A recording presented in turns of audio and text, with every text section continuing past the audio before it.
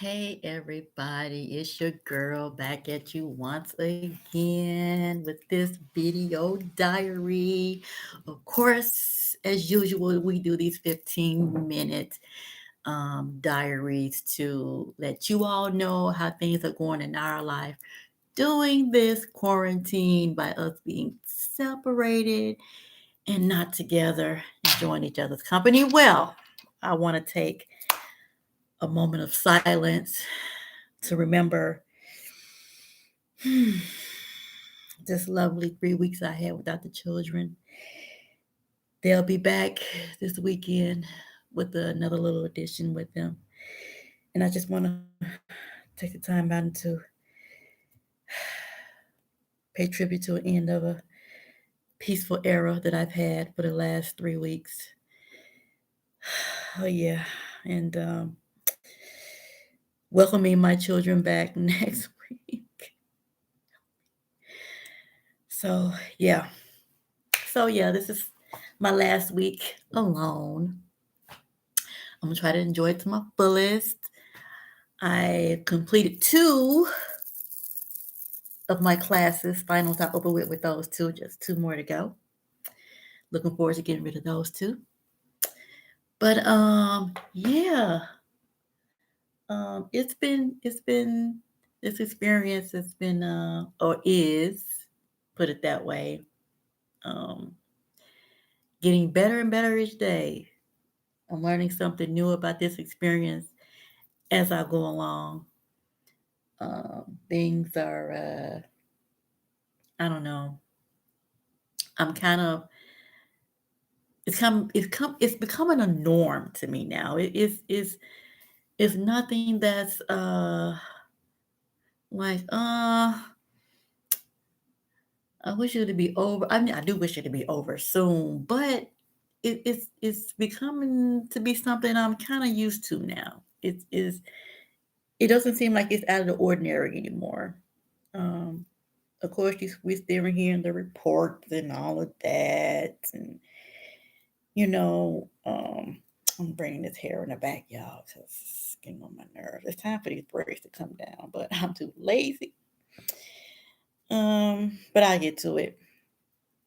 But I don't know. At first, when I was that first week I was by myself, I was like, oh my God, I'm by myself. Ain't no kids here, no noise in the house. But yeah, pretty used to it pretty quick. you know, everything is adjustment when it first happening. Um, but I don't want to be like this for the rest of my life. People scared to go anywhere, do anything, come and see you, come visit. But it'll the new norm is gonna come to us really, really soon, and we'll have the opportunity to visit each other safely.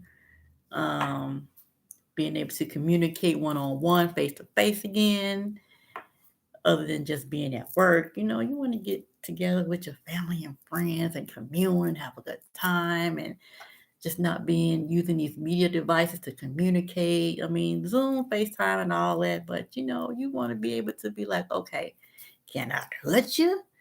Just kind of just a little bit without being afraid that I'm gonna croak out in the next 14 days. So, this has been,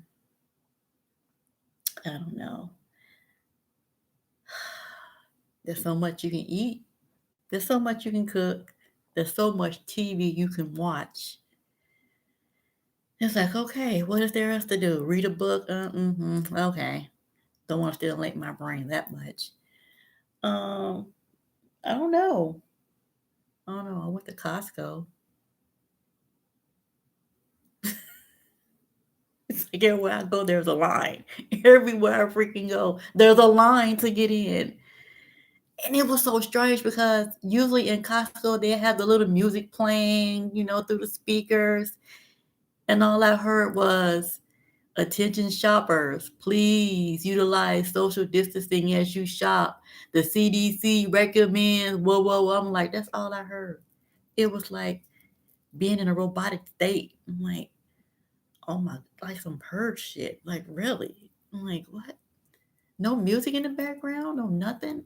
I'm just hearing this recording over and over again. Like, really, y'all? Can I get a little bit of normalcy? I'm like, oh, okay. I guess everybody, every single last person in the store had a mask on. I like that. I like that.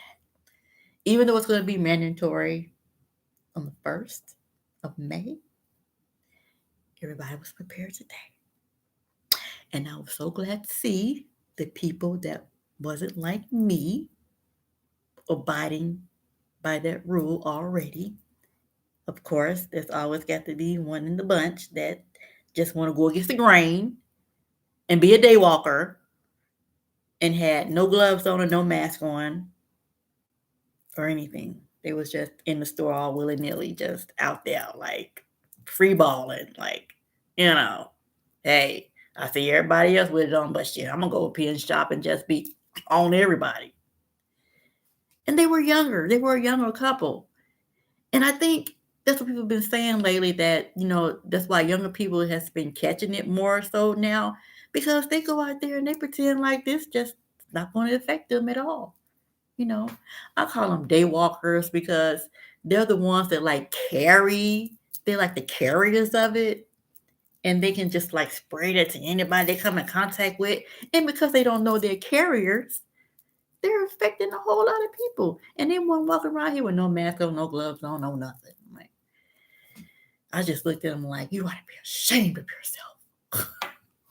And then, you know, our mayor, bless her heart, said, if you see somebody walking around without a mask and gloves on, could you just kindly, no, that wasn't her. I'm sorry. That was Governor Pritzker who said that.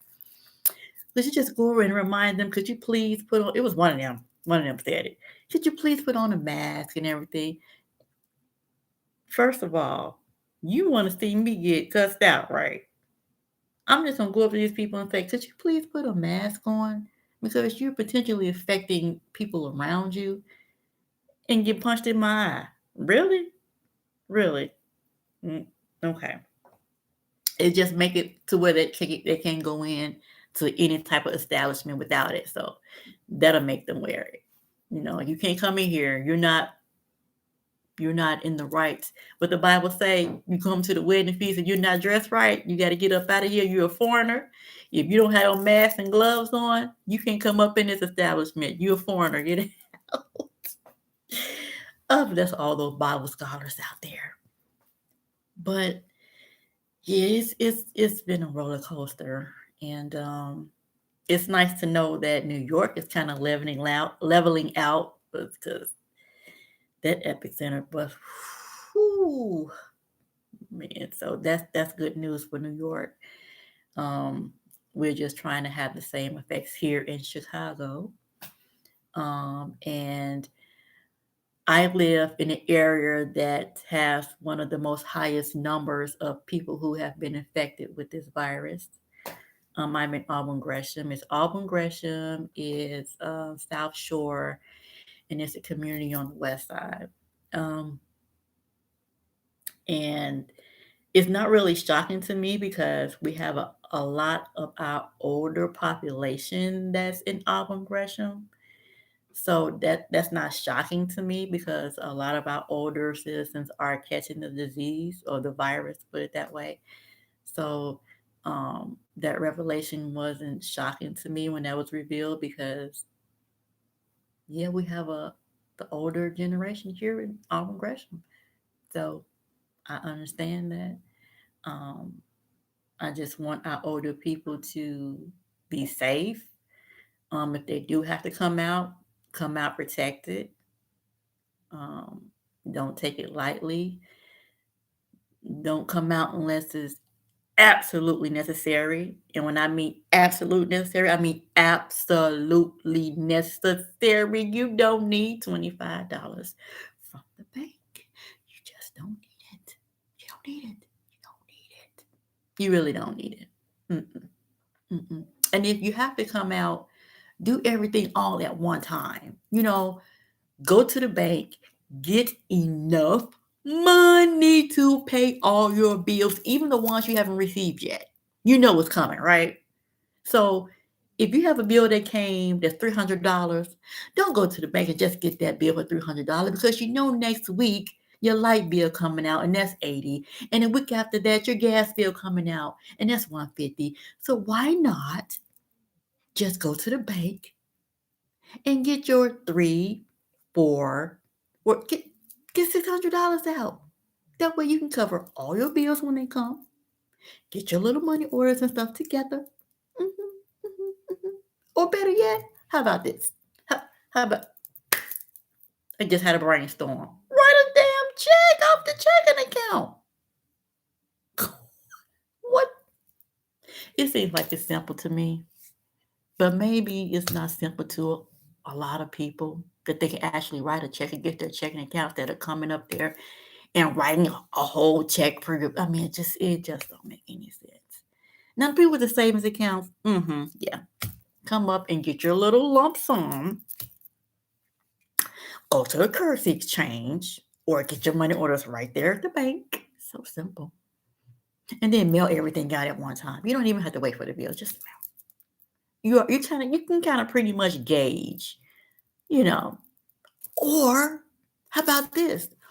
Wait till all your bills come at, all of them come for the month and then do it. Just don't do it one bill at a time. And I see you 5 or 6 times in one month and you know you shouldn't be out like that. Precious, precious. Don't do it, precious. Just don't do it. Just don't do it. Be safe. Be mindful. You know, protect yourself. Come out as little as possible. That's with everybody, not just with our older people. So, of course, I've been having this struggle with, not having a social life because of this pandemic stuff. So, I'm going to speak on behalf of single people out there that not married and maybe perhaps you're dating, but because of this social distancing and everything, either you or the other individual, like, you know what? Let's just wait till all this stuff gets under control. Then we can get back into what we used to do. I mean, there are ways that you can still date, still have a healthy relationship if you're not married, doing all of this. Of course, you got your Zoom and you got your FaceTime and all those type of other media outlets you can use. Whatever technology is a wonderful thing, but there's nothing like face to face interaction. So, what you can do when you go visit, you know, you can visit with your mask on. You can take precautions like, okay, let's plan this little date for the next week. Let's take our temperatures individually and record them. Okay. So when the time is the end of the week and you planning, to see one another, whatever, you all can go on your little media outlet, FaceTime, whatever, and say, okay, babe, you know, my temperature for the week averaged out to be Monday it was this, Tuesday, Wednesday, Thursday, Friday. So I'm pretty much okay. I haven't had it. I don't have any symptoms. Well, I mean, you're talking back and forth, so you automatically know that you guys don't have any symptoms because it will show during conversation or whatever, or if you're not feeling well. So if you want to give each other that, if you're comfortable with doing it for a week or 14 days, and then you guys come together, then fine. That's cool. That's wonderful. Do it that way. And then you can come and have a little dinner date or whatever. You can still sit across from each other. Just being in the presence is therapeutic and relaxing, and knowing that you guys are still in it together, and you know you're working through it and things like that. So I don't think we should treat everybody like everybody's contagious that we're close to. I'm saying, you know but we shouldn't try to make it so difficult to see each other during this time. I mean, yeah, take your precautions, get your sanitizer if you're really that uptight about it. Have your sanitizer, you wash your hands if you're over there visiting, sanitize, and, you know, do the little side hug or the little elbow daps or, whatever little things you do for affection, look into each other's eyes and say, I really missed you. I missed you too, you know. And if you want to get physical, then I'll leave that to you all's discretion. I'm not going to even try to go down that road with you with that one. It's up to the individuals themselves.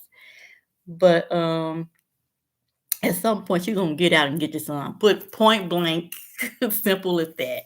You got to do it. It's human nature. Can't stop the growth of the population. Got to keep going. Be fruitful and multiply. Remember that. So, of course, ain't no fruit multiplying over here, but I'm just saying, for those who are still in that stage, you know.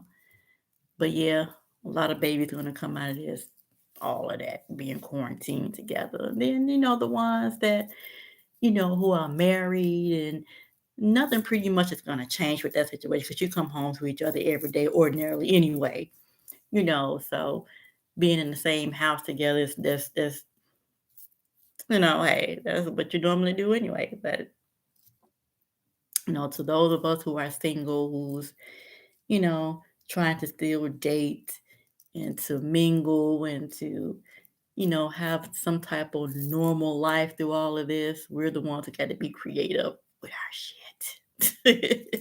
Very creative. So yeah, this has been, like I always say, it's an experience. I mean, you learn as you go, you know. You think of creative ways to keep yourself occupied. Maybe you want to get into some cooking. Maybe you want to learn how to knit. Maybe you want to learn how to crochet. Maybe, you want to complete a book that you always wanted to write or, something to pass the time away, those who are unfortunate not to be working during this time,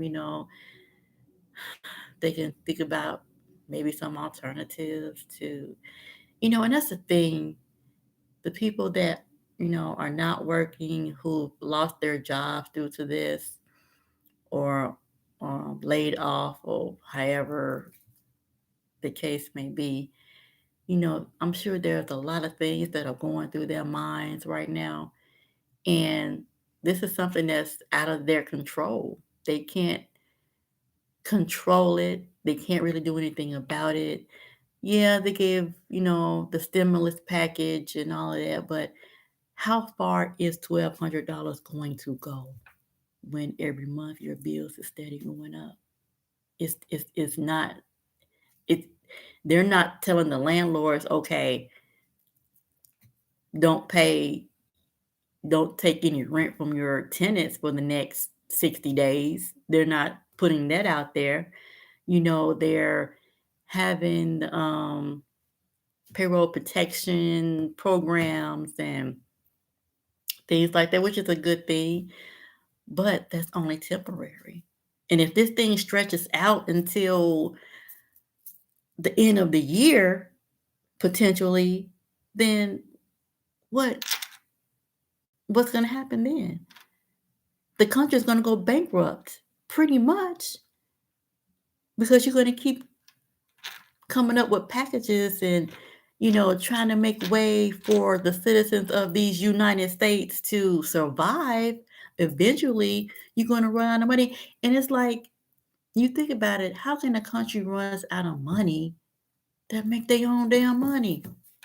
But that's the nature of the beast. You have to be some poor, you have to be some rich. That's how the economy keeps going.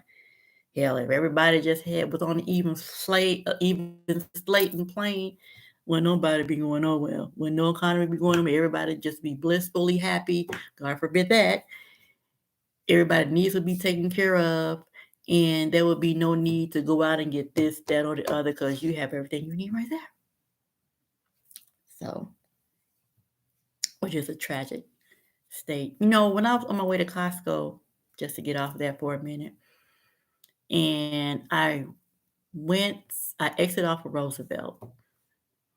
And when I approached the light at Roosevelt off the expressway, all I saw were tents lined up all in a row of homeless people out there in their tents.